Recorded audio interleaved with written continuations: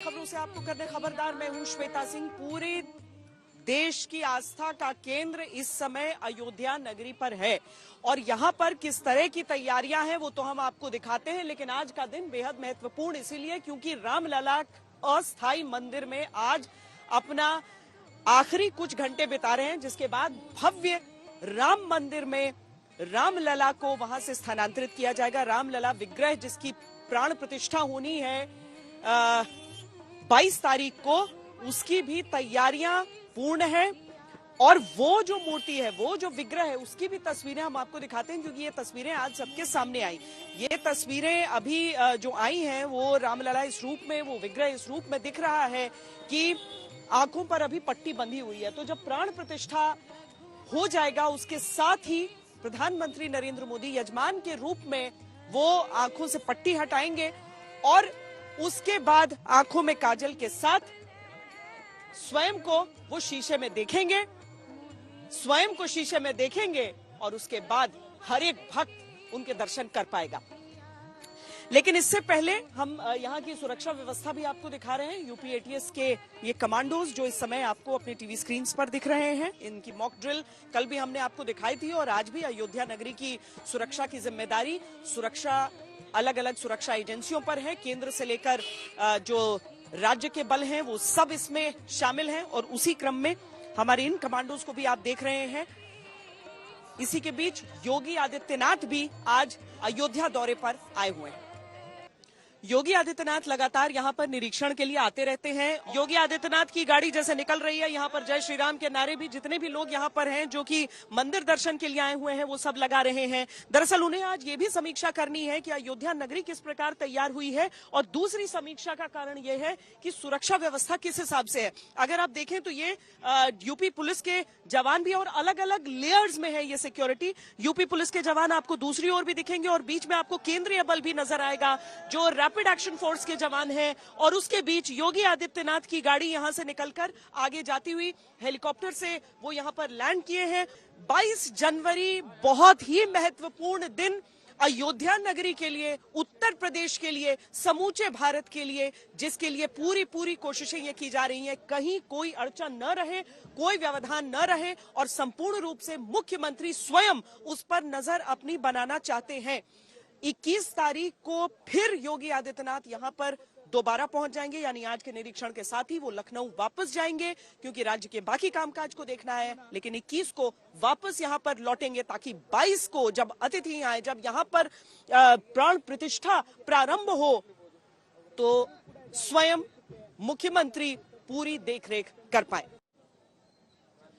तो केवल भारत में आयोजन नहीं हो रहा है, आयोजन समूचे विश्व में हो रहा है। 60 से अधिक देशों में 200 से अधिक स्थानों पर भव्य आयोजन के कार्यक्रम है।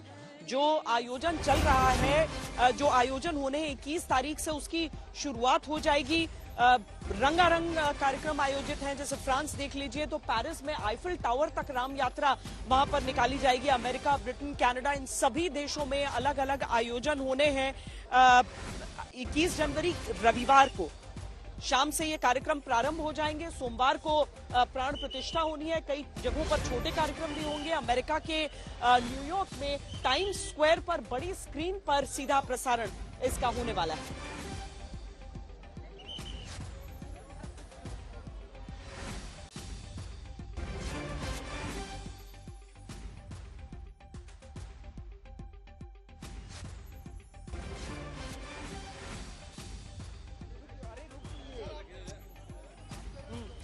देखिए, कल ही हमने आपको बताया था कि कैसे प्रधानमंत्री कठिन तपस्या भी कर रहे हैं, यजमान है वो, और उनके बारे में जिन नियमों का पालन वो कर रहे हैं वो भी हम आपको बताते रहे हैं। लेकिन कल ही ये खबर आई कि किस तरीके से वो खाना और फल नहीं खा रहे हैं, अन्न फल नहीं खा रहे हैं, बल्कि वो केवल नारियल पानी ग्रहण कर रहे हैं। और ये भी जानकारी अब आ रही है कि वो नीचे कंबल पर, जमीन पर ही सोते हैं। मेरे परिवारजनों, हमारी सरकार पहले दिन से प्रयास कर रही है कि श्री राम के आदर्शों पर चलते हुए देश में सुशासन हो, देश में ईमानदारी का राज हो। ये राम राज्य ही है जिसने सबका साथ, सबका विकास, सबका विश्वास और सबका प्रयास की प्रेरणा दी है। मानस में संत तुलसीदास जी कहते हैं कि जेहि विधि सुखी होहि पुर लोगा, जेहि विधि सुखी होहि पुर लोगा, करहि कृपा निधि सोई संजोगा। यानी जनता जिससे सुखी होती है, कृपा निधान श्री रामचंद्र जी वैसे ही कार्य किया करते थे। जनता जनार्दन की सेवा के लिए इससे बड़ी प्रेरणा और क्या हो सकती है। रक्षा मंत्री राजनाथ सिंह ने इस पर क्या कहा है वो आपको सुनाते हैं। अयोध्या में भगवान राम की प्राण प्रतिष्ठा का कार्यक्रम है और उसके लिए हमारे प्रधानमंत्री मोदी जी सचमुच 11 दिन तक लगातार जिस प्रकार की साधना कर रहे हैं, मैं कभी कल्पना नहीं करता था कि राजनीतिक क्षेत्र में काम करने वाला व्यक्ति इतना बड़ा साधक भी हो सकता है। कंबल बिछाकर तख्त के ऊपर लेटना, उपवास करना, मंदिरों में जाकर अपना मस्तक देखना, भजन कीर्तन करना। मैं समझता हूं राजनीतिक क्षेत्र में काम करने वाले किसी भी व्यक्ति से किसी की अपेक्षा नहीं हो सकती थी। मुख्यमंत्री योगी आदित्यनाथ अयोध्या दौरे पर आए। अभी तक सारी जो सड़कें हैं यहाँ पर पूरी तरीके से बंद करके रखी गई थी। अब हालांकि कुछ ट्रैफिक को चलने दिया जा रहा है। योगी जी अब यहाँ से वापस लखनऊ के लिए रवाना भी हो रहे हैं। इस सब के बीच अयोध्या नगरी की सुरक्षा के लिए किस तरह की तैयारियां हैं उसका भी हमने जायजा लिया। अयोध्या नगरी में सुरक्षा व्यवस्था की पूरी तैयारियां भी हम आपको दिखाते हैं। दरअसल यहां पर जो स्टेट पुलिस है उसके अलग अलग यूनिट से, अलग अलग जिलों से पुलिस वालों को यहां पर भेजा गया है। तो केंद्रीय बल भी यहां पर हैं। रैपिड एक्शन फोर्स की ये टुकड़ियां आप यहां देख रहे हैं जो कि अत्याधुनिक हथियारों के साथ क्राउड कंट्रोल में पूरी तरीके से सक्षम यहां पर तैनात हैं। इन सबको यहां पर भेजा गया है। 4 अलग अलग कंपनियां जो हैं वो रैपिड एक्शन फोर्स की यहां पर तैनात की गई हैं।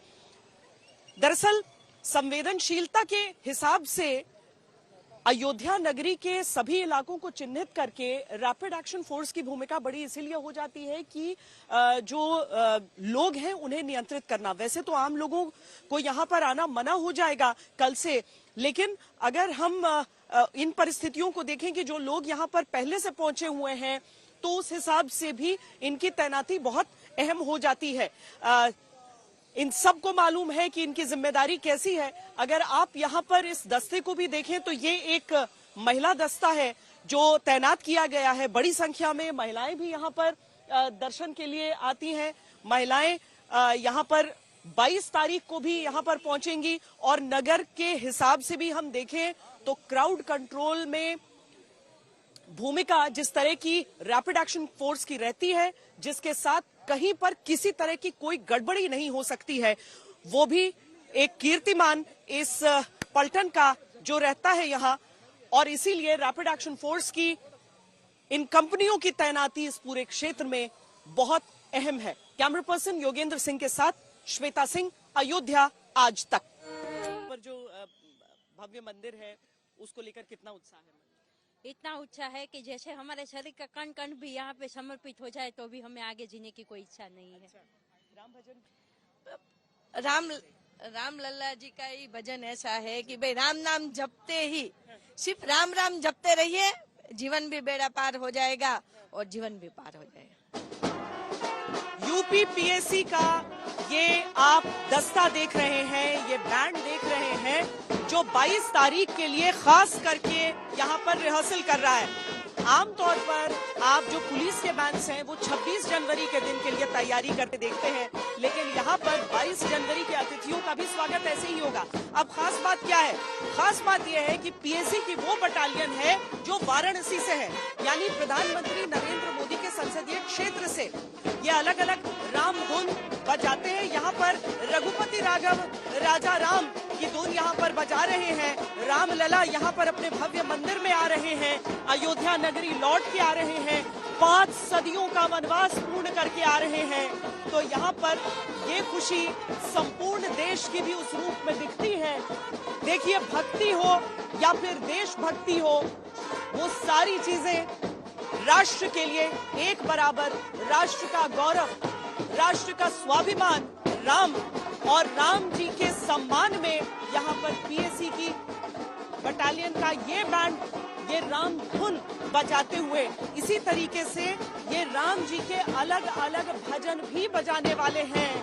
22 जनवरी के लिए ये विशेष तैयारियां सब आप लोग तैयारी कर रहे हैं। कितने राम धुन बजाएंगे? बहुत रामधुन है। झोपड़ी वाला कैसे है? झोपड़ी में राम। हाँ, मेरे झोपड़ी आए और जो है श्री राम जानकी बजेगा, सब बजेगा, बहुत धुन बजाए। 26 जनवरी भी तो आपको करना होगा, तो मतलब दोनों की तैयारी पैरेलल? जी जी, दोनों तैयारी है। और यहाँ 22 के बाद में फिर हम लोग जो अपने अपने बटालियन चले जाएंगे, वहाँ 26 जनवरी का अभ्यास होगा जी। भक्ति भी और देशभक्ति दो सब भक्ति भी और देशभक्ति भी। वो इलाहाबाद का बैंड है और ये का बैंड है जी। तो पीएससी के अलग अलग बैंड यहाँ पर आ रहे हैं। आप लोग का किरदार बदल रहा है, मतलब सिर्फ 26 जनवरी वाला नहीं, बल्कि अब राम जी की भी धुन बजा रहे हैं आप। तो मतलब कितना परिवर्तन करना पड़ा है? थोड़ा हम लोग थोड़ा किया।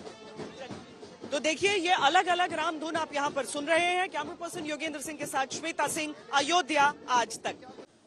तो कुछ फूलों पर हमने रामलला की तस्वीर, उनका नाम आपको दिखाया था। जिस परिवार ने बनाया था वो वापस यहाँ पर आए हैं, क्योंकि उन्हें यहाँ पर साज सज्जा में वो फूल लगाने हैं। और उसके साथ ही ये नेचुरल प्लांट जिसकी बात उन्होंने कही थी, यानी कि ये जड़ पकड़, ऐसा नहीं है कि यहाँ पर एक गुलदस्ता है, पर गुलदस्ते से अलग ये एक पौधा है जिस पर ये जो जीवन के साथ जो पत्तियां हैं उन पर देखिए प्रभु श्री राम की ये चित्र ये सारे उकेरे हुए हैं। ये आप लोग पूरी साज सज्जा के लिए तैयार होकर आए हैं?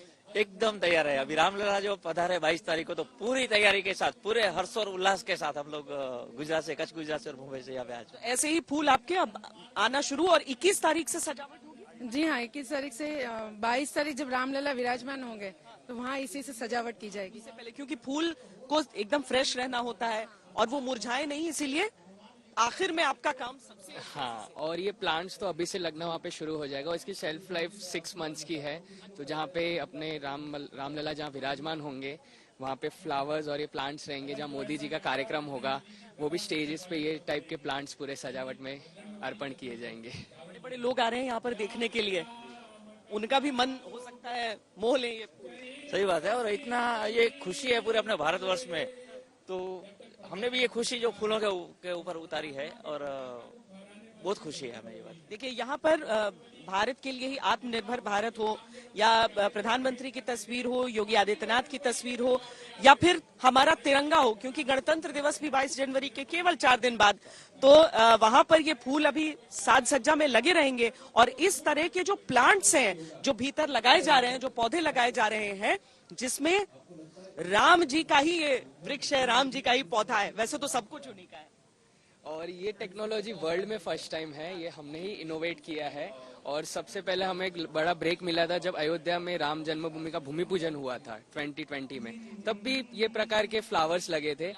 अब पौधा भी, प्लांट्स लगेंगे। तो ये अब खबरदार में अभी के लिए इतना ही। देश और दुनिया की बाकी खबरों के लिए आप देखते रहिए।